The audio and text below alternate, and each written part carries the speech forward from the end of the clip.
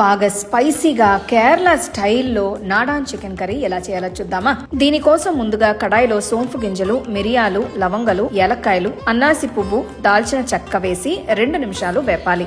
మసాలా దినుసులు చల్లారిన తర్వాత అన్నిటినీ కలిపి మెత్తగా పొడి చేసుకోవాలి. తర్వాత కడాయిలో కొబ్బరి నూనె, మసాలా దినుసులు వేసి వేపుకోవాలి.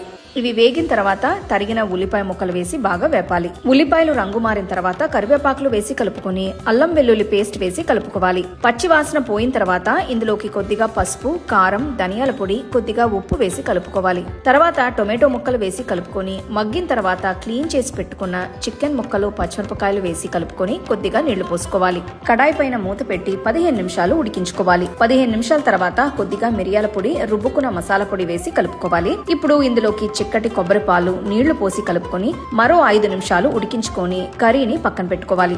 తర్వాత కడాయిలో కొబ్బరి నూనె, నువ్వులు, చిన్న ఉల్లిపాయలు వేసి వేపుకోవాలి. ఆ తర్వాత కొన్ని కొబ్బరి ముక్కలు, కరివేపాకులు వేసుకుని ఈ తాలింపుని కర్రీలో వేసి బాగా కలుపుకోవాలి. అంతే అండి, కేరళ స్టైల్ నాడాన్ చికెన్ కర్రీ బ్రహ్మాండంగా రెడీ అయిపోయింది. చేసిన వెంటనే బాగా వేడి వేడిగా రైస్ తో గానీ పరోటాతో గానీ పెట్టుకొని తింటే అబ్బా అద్రింది.